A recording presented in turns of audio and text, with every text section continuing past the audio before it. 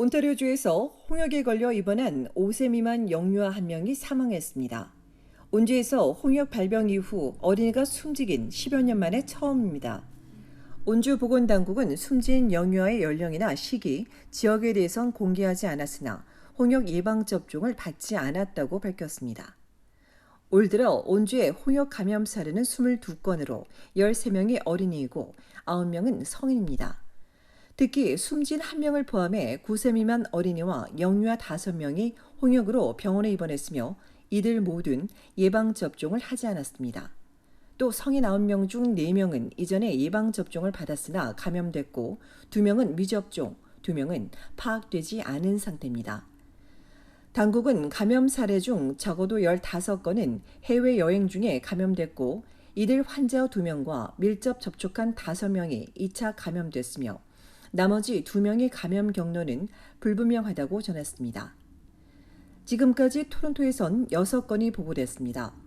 홍역은 기침이나 재채기를 통해 공기로 전파되는 전염성이 매우 강한 호흡기 감염병으로 예방접종을 하지 않았거나 이전에 홍역을 앓은 적이 없는 사람들에게 쉽게 퍼집니다.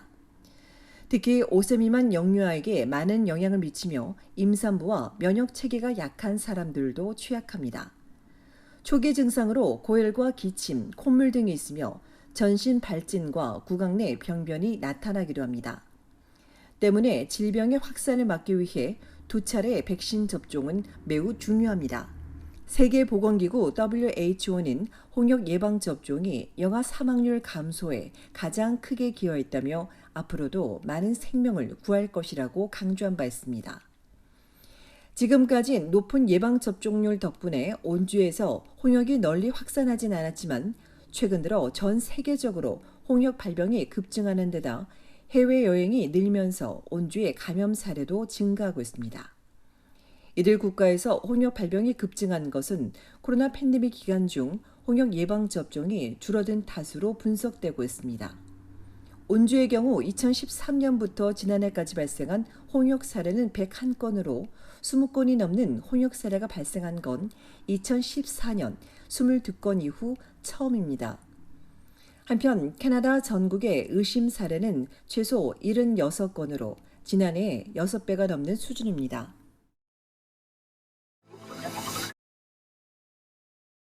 자신을 암호화폐 왕이라고 부르던 에이든 플래터스키가 고객과 투자자들의 자금을 빼돌린 혐의로 결국 체포됐습니다.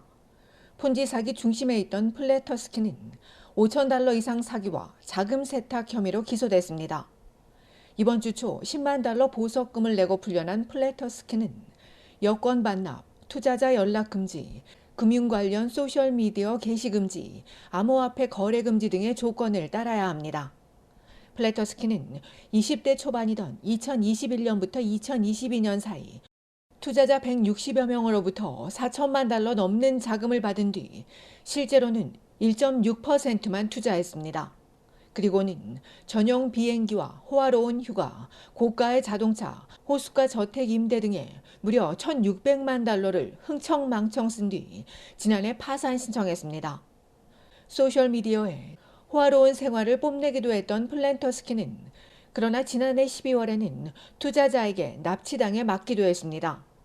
온주 고등법원에서 진행 중인 파산 소송에서 투자자 160여 명이 회수한 돈은 $300만 불과했습니다.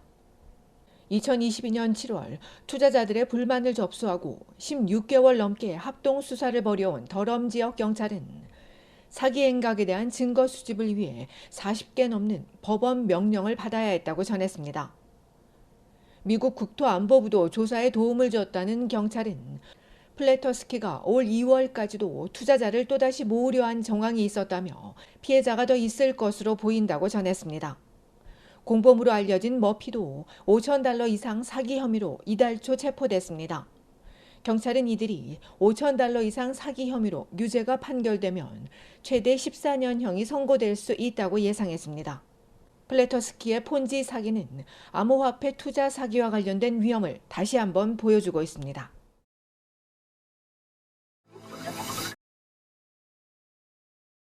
이른바 못생긴 과일이나 채소를 저렴한 가격에 배송해주는 서비스가 캐나다 전국에서 확산하고 있습니다. 온타리오주 토론토 등 남부 지역에서 서비스를 하고 있는 오드번치는 이들 중 하나 업체입니다. 이 회사는 생산자 유통업체와 협력해 외관상 결함이 있는 과일과 채소를 저렴한 가격에 제공해주고 있습니다. 장바구니 비용이 치솟으면서 소비자들은 일그러진 모양으로 상품성은 떨어지지만 맛이나 신선도에 문제가 없고 가격이 저렴한 과일과 채소를 찾고 있습니다. 2년 전 시작한 이 회사는 야채와 과일이 든 대중소 상자 또는 야채나 과일만 들어있는 상자를 $20에서 $46에 제공해주고 있으며 배달비가 추가됩니다. 이를 통해 소비자는 적은 비용을 들일 수 있고 동시에 버려지는 음식 쓰레기도 줄일 수 있습니다. 관계기관에 따르면 낭비되거나 버려지는 음식 쓰레기는 연간 $490억 달하고 여기에 보관이나 운송, 폐기에 드는 비용을 합하면 연간 $1,000억 일 것으로 추산됩니다. 때문에 식품 유통업체들도 못생겨 식품 가치가 떨어지는 사업을 적극 환영하고 있습니다.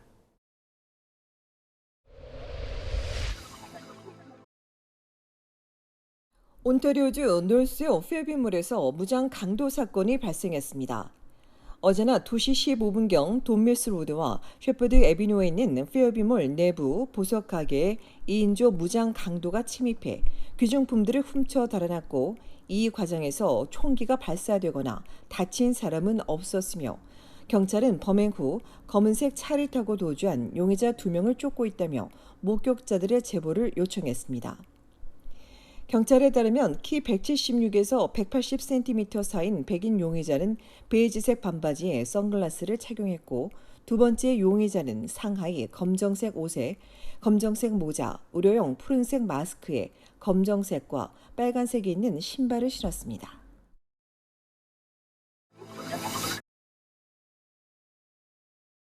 로블로스 불매운동이 진행 중인 가운데 계열사인 셰퍼스 드럭마트가 고객 지원과 진열대 및 재고 정리 등 업무에 자원봉사자를 찾는다는 채용 공고를 올렸다가 반발이 커지자 실수였다며 삭제했습니다.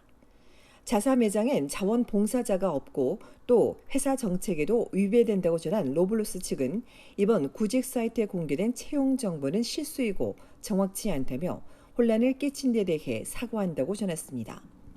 그러면서도 과거에 자원봉사자가 있었는지 아니면 향후 이런 프로그램을 검토 중인지 묻는 질문에 사측은 답하지 않았습니다. 해당 게시물은 토론토에 있는 개별 프랜차이즈 가맹점이 올린 것으로 게시된 약국 소유주이자 약사는 캐나다 업무 경험을 쌓으려는 문의가 종종 있어 공고를 냈다가 사측 통보를 받고 삭제했다며 나쁜 뜻은 아니었다고 주장했지만 약국을 바꾸겠다는 고객들이 늘고 있습니다. 한편 삭제된 셰퍼스 자원봉사직에 30명이 지원한 것으로 알려졌습니다.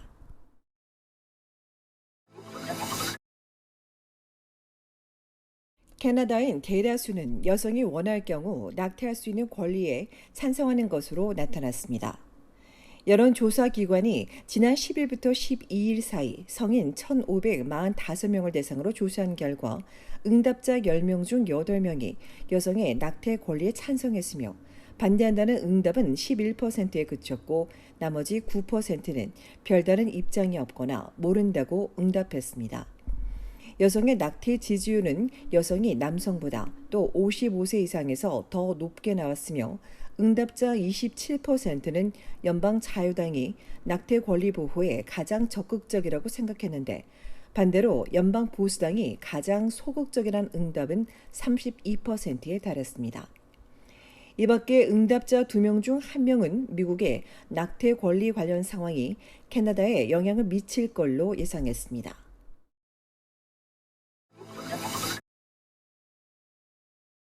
남자 골프 세계 랭킹 1위 스코티 셰플러가 경찰에 체포됐다 풀려난 일이 벌어졌습니다. 셰플러는 미국 현지 시간으로 오늘 오전 7시 반경 PGA 챔피언십 2라운드를 앞두고 대회 코스장으로 차를 몰고 가던 중 근처에서 발생한 교통 사망사고 현장에서 경찰관의 통제 지시에 따르지 않고 운전했다가 경찰관에게 상처를 입혀 경찰에 체포됐습니다. 셰플러는 경찰관에 대한 2급 폭행과 난폭운전, 교통 통제 무시 등의 혐의로 입건됐다가 1시간 정도 조사를 받은 뒤 풀려났으며 이후 오전 9시 연습장에서 워밍업을 마친 뒤 2라운드에 출전했습니다. 한편 오늘 오전 5시쯤 도로를 건너려던 골프장 직원 한 명이 셔틀버스에 치여 숨졌으며 주최 측은 참담한 사고로 숨진 직원의 명복을 빈다고 전했습니다.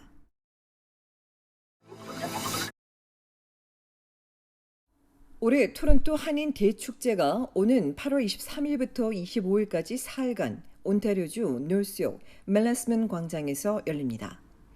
온타리오 한인 비즈니스 협회에 따르면 올해는 현재 세계 초청 순회 공연 중인 실력파 퓨전 국악 밴드인 세컨문 두 번째 달이 격조 높은 한국 전통과 현대음악을 선보이고 신예 6인조 여자 아이돌 그룹 퍼플키스가 토요일과 일요일 축제 현장을 뜨겁게 달굴 예정입니다.